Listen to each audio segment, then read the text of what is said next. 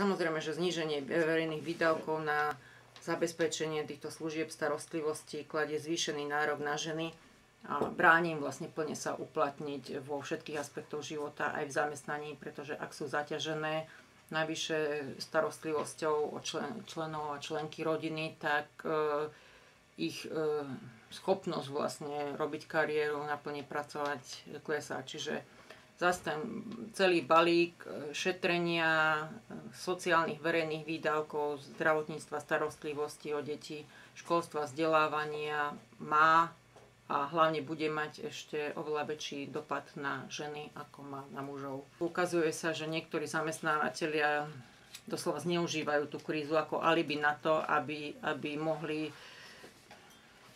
poviem to vulgárne, zdierať ľudí. Videla som také príspevky, to bolo z Oravy niekde, Tesla, proste nejaká fabrika, ktorá vyrába televízore, kde tam stalo asi 20 žien vonku. Samozrejme, redaktor hovoril o pracovníkoch, hoci tam ani jeden muž nebol, ktoré nedostali vyplatené niekoľko mesiacov a proste je kríza, hej? Je kríza, čiže nemusíme dodržiavať ani tie pravidlá hry, na ktoré ako tak sme si už zvykli.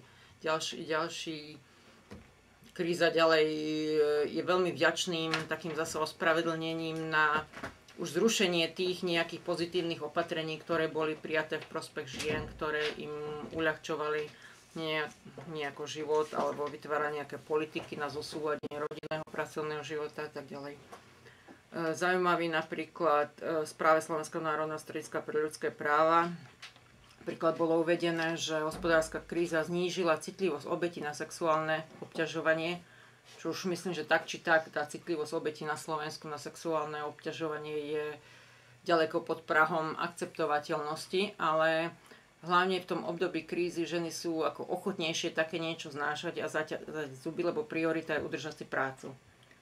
Čiže opäť tu ten dopad je síce skrytý, ale to, čo sa už vlastne dosiahlo, čo už sa dalo povedať ako nejakým pozitívnym vlastne výdobytkom, alebo tak kvôli kríze, hlavne pre zamestnávateľov, teda veľmi dobre to poslúži ako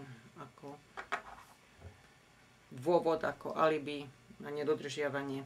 Podobne je to, čo sa týka ochrany napríklad tehotných žien, ochrany matiek.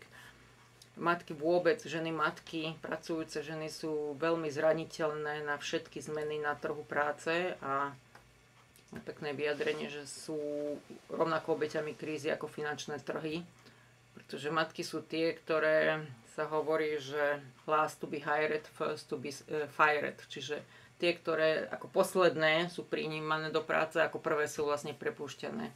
Čiže akékoľvek zmeny na trhu práce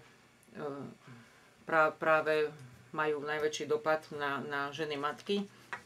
Mnohé z nich sú pritom závislé na rôznych sociálnych výhodách, benefitoch, príspevkoch poskytovaných štátom, napríklad počas materskej dovolenky alebo detských prídavkov, ktorí sú zase veľmi vďačným zdrojom šetrenia verejných výdavkov, znižovanie, spomínala som Čechy, Írsko, rôzne krajiny, znižovanie vlastne príspevkov, detských príspevkov, rodičovských príspevkov.